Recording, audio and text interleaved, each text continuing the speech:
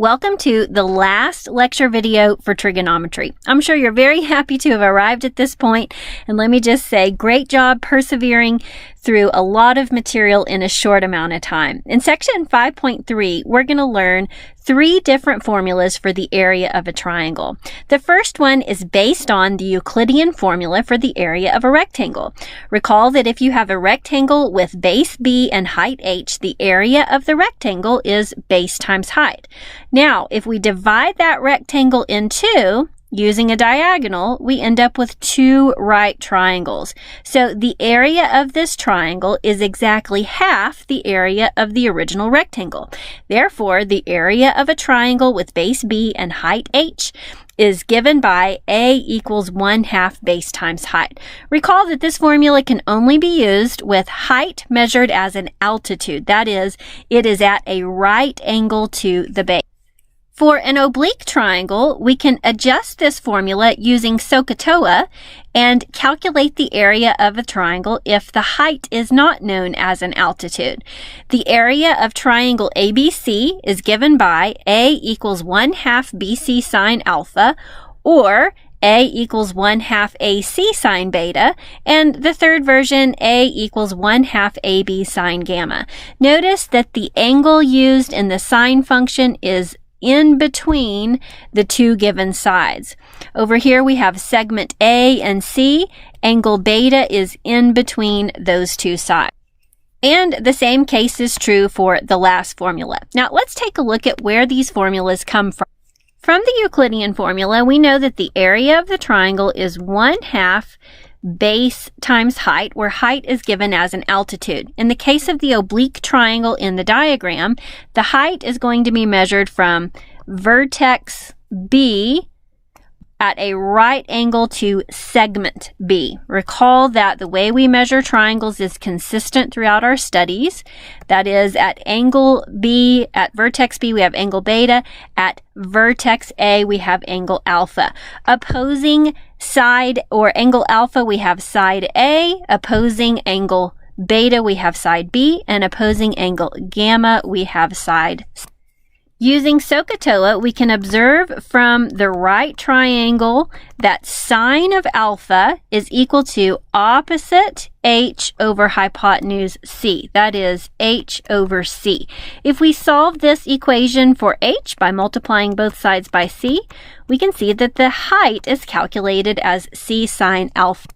Therefore, we can take our original formula, area equals 1/2 base times height, and replace height with c sine alpha. And that derives the first version of the formula, and the other 2 proofs are similar. It's very important to recognize that the angle alpha is the included angle between the 2 known sides. Let's put this formula to work and work example 1. A surveyor locating the corners of a 4-sided piece of property started at one corner and walked 200 feet in the direction north 80 degrees east to reach the next corner. Now, as we go through these problems, let's go ahead and construct our diagram. So the bearing here is given as north 80 degrees east. That means from due north, we're going to measure a ray 80 degrees to the east.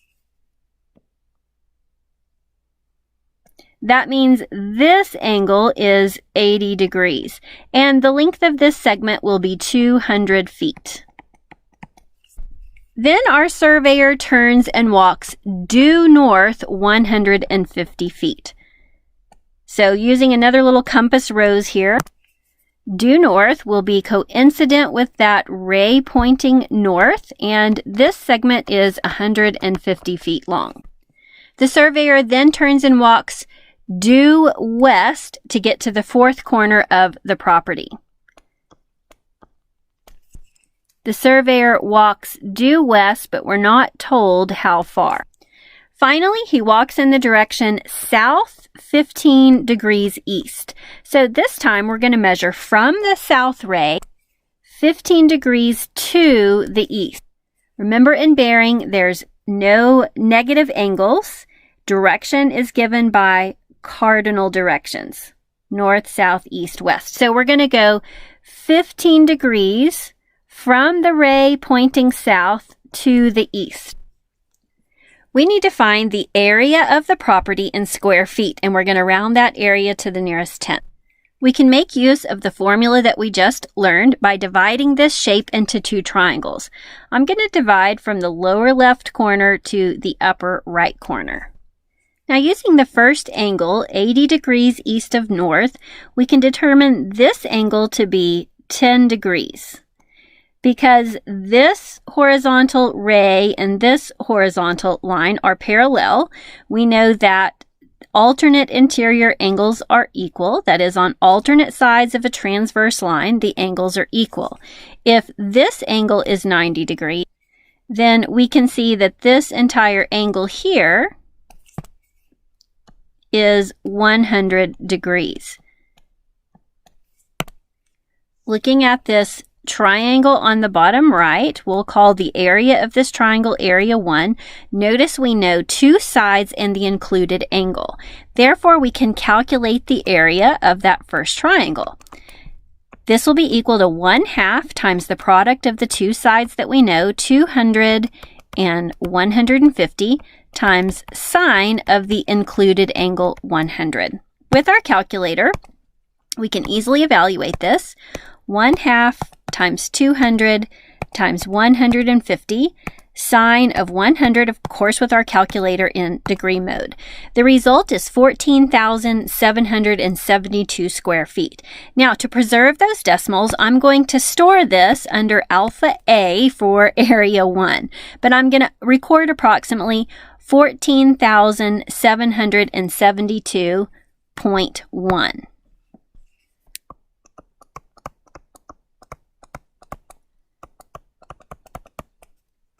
Now we can begin working on the other triangle, whose area we'll call area 2. We don't know as much about this triangle, but we could calculate the length of this segment using the law of cosines. We can set it up as x squared equals the sum of the squares of the other two sides, 150 squared plus 200 squared, minus 2 times the product of those two numbers, 150 times 200 times cosine of the angle in between. We can solve for x, of course, by taking the square root of both sides. With our calculator, we can evaluate the square root of 150 squared plus 200 squared minus 2 times 150 times 200 cosine of 100. And we'll obtain the approximate value, 270.0. I'll approximate this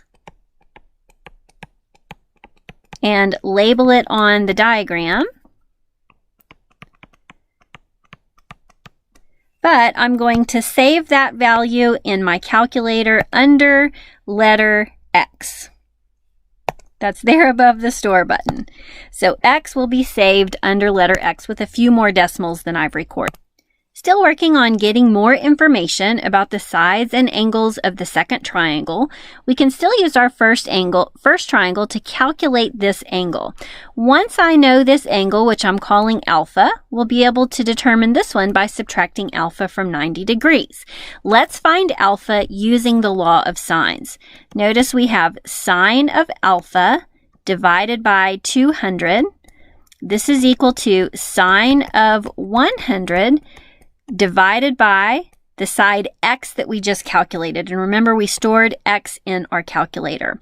Solving for alpha, we'll obtain inverse sine of 200 times sine of 100 divided by approximately 270, which we're calling x. All right, let's get this into our calculator and see what we come up with. We have inverse sine of 200 times sine of 100 divided by alpha x. And our angle alpha then is approximately 46.84 degrees. I'm going to store that under alpha A. A will remind me of alpha, so approximately 46.84 degrees. Recording this information, Alpha is approximately 46.84 degrees. I'm going to go ahead and label that on the diagram. Then we can calculate angle beta as 90 degrees minus alpha. So make a note, beta is 90 degrees minus alpha. So with our calculator, we can evaluate 90 minus alpha A, and we get approximately 43.16 degrees. However, to be on the safe side, I'm going to store that under alpha B for beta. And for clarity, I'm going to label it on my diagram. Remember, to find the area of this second triangle, we need two sides and the included angle. Right now, I know one side and one angle. We can easily calculate the angle at the bottom because we can once again use alternate interior angles. If this small angle is 15 degrees, we know this angle here is also 15 degrees. And observe that angle alpha here is equivalent to this angle because once again we have alternate interior angles equal. So we can say this is the angle 15 degrees plus alpha that we have stored. Then finally we can calculate angle gamma by subtracting our two known angles from 180 degrees. So let's do that with the calculator. We'll take 180 degrees minus angle beta minus 15 minus angle alpha. The result, let's store that under alpha G for gamma, is 75 degrees. So on our diagram here, gamma is easily 75 degrees. This should give us enough information to find this side, which I'm going to call y. Let's apply our law of sines. Sine of 15 degrees plus alpha divided by its opposing side y is equal to sine of 75 degrees divided by its opposing side x. Solving for y, we'll obtain x, a known value, times sine of 15 degrees plus alpha, also known values, divided by sine of 75 degrees, and that's going to give us side y. So let's type it in. We have x times sine of 15 plus angle alpha divided by sine of 75. So side y is approximately 246.5 feet. Approximately 246.5.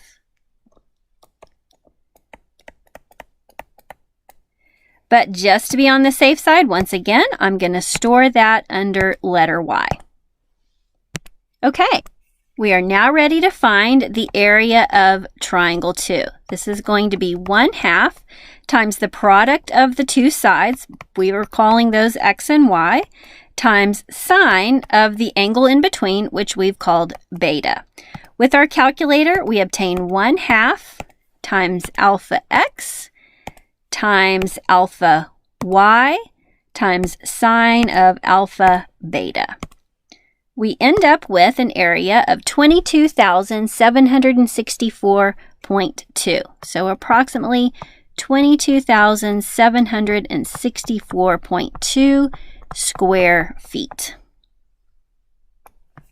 Now, the total area of this region will be the sum of area 1 and area 2. So our first area was approximately 14,772.1 feet, and our second one is 22,764.2 feet, for a total of 37,536.3 square feet.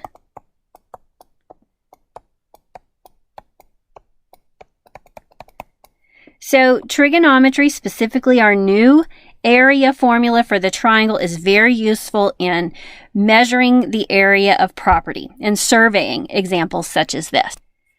Now let's explore one more option for calculating the area of a triangle. This one is known as Herons Formula, and we can use Herons Formula when we know the three sides of the triangle, but we don't know any of the angles. The area of a triangle with sides A, B, and C is given by A equals the square root of S times S minus A times S minus B times S minus C, where S equal to A plus B plus C divided by 2. Notice in this calculation we have the sum of the three sides, A plus B plus C. That's the perimeter. If we divide that by 2, we get a parameter known as the semi-perimeter. So the S that you see in Herons Formula is half the perimeter. Let's apply this to example 2.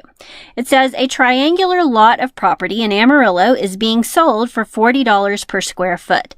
If the lengths of the sides are 220 feet, 234 feet, and 160 feet, then what is the asking price for the lot? So we've got the measures of the three sides of the triangle, and we need the area of the property. So we'll use Herons Formula to calculate the area. Herons Formula begins with the semi-perimeter. So we're going to add 220 to 234 and 160 and divide by 2.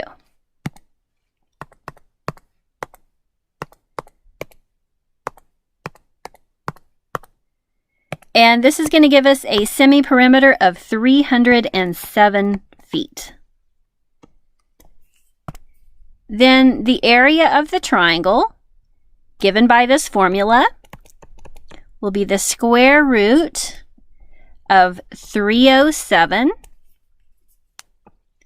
times 307 minus the first side, 220, times 307 minus the second side, 234, times the semi-perimeter 307 minus the third side of 160.